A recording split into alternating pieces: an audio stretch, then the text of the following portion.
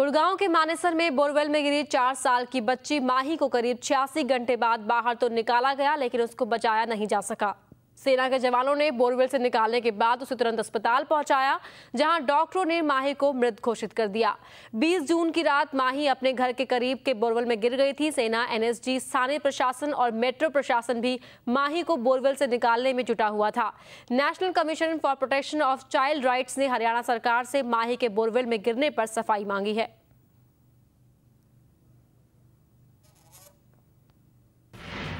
कड़ी सुरक्षा व्यवस्था के बीच निकाय चुनाव के पहले चरण का खत्म हुआ मतदान। 131 निकायों के अलग अलग पदों के लिए 17 जिलों में हुई वोटिंग।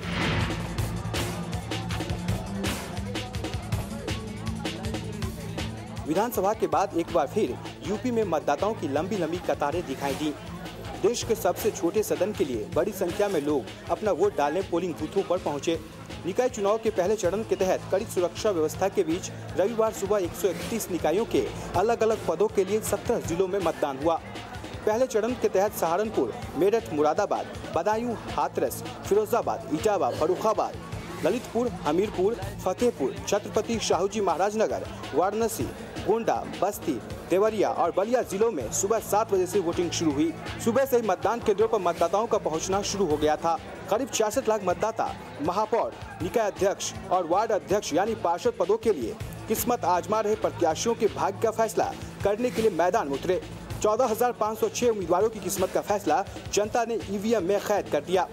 मतदान के लिए सभी 17 जिलों में 2359 मतदान केंद्र बनाए गए। निकाय चुनाव के लिए 4 चरणों में 4 जुलाई तक मतदान होना है। मतगणना का काम 7 जुलाई को होगा। मेरठ के भावनपुर इलाके में निकाय चुनाव के दौरान फर्जी मतदान को लेकर 2 गुटों के बीच हुआ हंगामा। पुलिस ने भीड़ पर जमकर चटकाई लाठियां। भावनपुर थाना क्षेत्र के भोपाल विहार इलाके के वार्ड नंबर 5 में सुबह शुरू हुआ मतदान शांतिपूर्ण तरीके से चल रहा था। लाइन में लगे लोग अपनी बारी का इंतजार कर रहे थे। इस बीच फर्जी वोटिंग की खबरों से अफरा तफरी मच गई और 2 प्रत्याशियों के गुट आपस में ही उलझ गए। हंगामे की खबर पाकर भारी पुलिस बल मौके पर पहुंचा और हंगामा कर रहे लोगों पर जमकर लाठियां चटकाई। इस दौरान मतदान कुछ देर के लिए रुका रहा।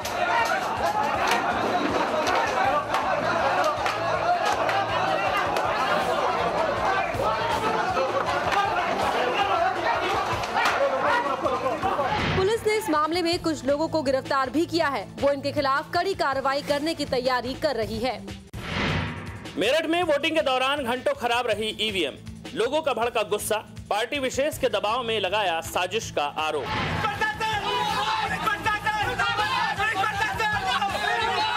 ये लोग पुलिस प्रशासन के खिलाफ नारेबाजी करते हुए सड़क पर उतर आए हैं। इनका गुस्सा ईवीएम खराब होने पर भड़का है। देश के सबसे छोटे सदन के लिए लोग अपने मताधिकार का इस्तेमाल करने के लिए मतदान केंद्रों पर पहुंचे, लेकिन घंटों ईवीएम खराब होने की वजह से वोटिंग प्रभावित हुई।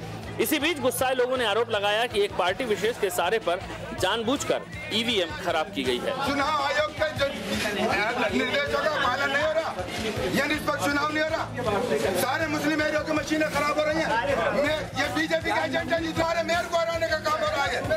इन्हें दिख रहा है कुछ कर बीजेपी का बहरहाल घंटों चले इस हंगामे को मौके पर पहुंचे पुलिस के आला अधिकारियों ने लोगों को समझा बुझाकर शांत कराया। सहारनपुर के देवबंद में उड़ी आचार संहिता की धज्जियां। एक मतदान केंद्र के भीतर पड़ी मिली शराब की खाली बोतलें। शराब की खाली बोतलें और नाश्ते से भरी प्लेटें यहाँ हुई दावत की चुगली कर रही हैं। इतने तक तो ठीक है, लेकिन आगे की कहानी आपके होश उड़ा देगी। दरअसल ये तस्वीरें देवबंद इलाके के मोहल्ला चाहर पारस के बूथ नंबर 3 के भीतर की हैं। नियम और कायदे कहते हैं कि जब तक चुनाव संपन्न नहीं हो जाता, मतदान केंद्रों पर और उनके आसपास शराब पीना या पिलाना मना है। ऐसे में इस मतदान केंद्र पर शराब की बोतलें कहां से आईं? जब इस बाबत हमने चुनाव अधिकारी से बात करने की कोशिश की तो सभी ने बात करने से इनकार कर दिया। अधिकारी भले ही ना बोले, लेकिन माना जा रहा है कि चुनाव अधिकारियों को खुश करने के लिए किसी प्रत्याशी ने शराब की दावत दी थी। रंग लाई वोट करो चोट करो की मुहिम। मंडप में बैठने से पहले दूल्हा पहुंचा मतदान केंद्र। शहर का पहला नागरिक चुनने के लिए डाला अपना कीमती वोट। सिर पर सहरा और गले में नोटों की माला। अब तक आपने अंदाजा लगा लिया होगा कि इन जनाब की शादी होने जा रही है। इन्हें इस वक्त शादी की रस्में निभाने के लिए अपने घर होना चाहिए था, लेकिन ये जा पहुंचे हैं वोट डालने। निकाय चुनाव के लिए सहारनपुर के अलग अलग वार्डों में वोट डाले जा रहे हैं। शहर का पहला नागरिक चुनने के लिए अशोक नाम के इस युवक ने भी अपने वोट का इस्तेमाल किया। अशोक का मानना है कि कहीं और अच्छा प्रत्याशी शहर की कमान संभाले, इसके लिए वोट डालना बेहद जरूरी है। इसलिए वो शादी की रस्में बीच में ही छोड़कर पहले वोट डालने आए हैं।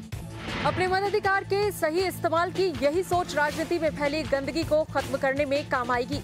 इसलिए आप भी जब भी चुनाव हो तो पहले वोट करें। लोकायुक्त का कार्यकाल बढ़ाए जाने की खबरों पर बिफरी बीएसपी, भ्रष्टाचार के बहाने बोला हमला, सदन में विरोध की है तैयारी। लोकायुक्त एनके मेहरोत्रा ने अपने कार्यकाल में बीएसपी सरकार का ऐसा कच्चा चिट्ठा खोला कि तत्कालीन मुख्यमंत्री मायावती को अपने दर्जनों मंत्रियों को कैबिनेट से बाहर का रास्ता दिखाना पड़ गया था। अब वही लोकायुक्त बीएसपी नेताओं के लिए भ्रष्ट हो गए हैं। खुद भ्रष्टाचार के आरोपों से घिरे नसीमुद्दीन सिद्दीकी लोकायुक्त पर ही सवाल खड़े कर रहे हैं। जहां तक लोकायुक्त जी का सवाल है तो वो महान है और इतने महान हैं कि उनकी महानता के चर्चे हर जगह हैं, आज से नहीं हैं, काफी पहले से हैं। पोस्टरों में भी महानता के चर्चे आए, हैंडबिल में भी महानता के चर्चे आए और यहाँ तक कि जो लोकायुक्त जी मेहरोत्रा जी हैं या थे, क्या कहूँ मैं, अभी कुछ नहीं कह पा रहा हूँ, तो उनके खिलाफ तत्कालीन acting chief justice of UP high court माननीय काटजू साहब ने आदेश पारित किया था। चर्चा है कि सपा सरकार लोकायुक्त का कार्यकाल बढ़ाए जाने को लेकर सदन में प्रस्ताव लाने वाली है। इस खबर से बीएसपी के होश गुम हैं और वो सदन में इसके विरोध की तैयारी कर रही है। हालांकि वो खुलकर अभी इस पर कुछ नहीं कह रही है। देखिए, हाउस में जो बिल आएगा हम हाउस में बोलेंगे इस पे, तो वहाँ पारित नहीं होने देंगे। जब सब यहीं बुलवा लेंगे तो जरूरत क्या है? वो जो आएगा सामने आ जाएगा, जो आएगा सामने आ जाएगा, वो तो गुण दोष के आधार पे बात करेंगे हम। राय क्या 8 साल होना चाहिए, नहीं होना चाहिए? क्या कह रहे हैं? लोकायुक्त का कार्यकाल 8 साल का होना चाहिए कि नहीं होना चाहिए? ये जब हमारे सामने बिल आएगा तब हम इस पे बात करेंगे। नसीमुद्दीन सिद्दीकी के खिलाफ भ्रष्टाचार के मामलों को लेकर लोकायुक्त ने सीबीआई जांच की सिफारिश कर रखी है। ऐसे में उनका कार्यकाल बढ़ाए जाने को लेकर सिद्दीकी की बेचैनी को समझना मुश्किल नहीं है। बाराबंकी में एनआरएचएम योजना के तहत खरीदी गई 5 दर्जन एम्बुलेंस फांक रही है धूल। सीएमओ साहब को खरीद की जानकारी ही नहीं।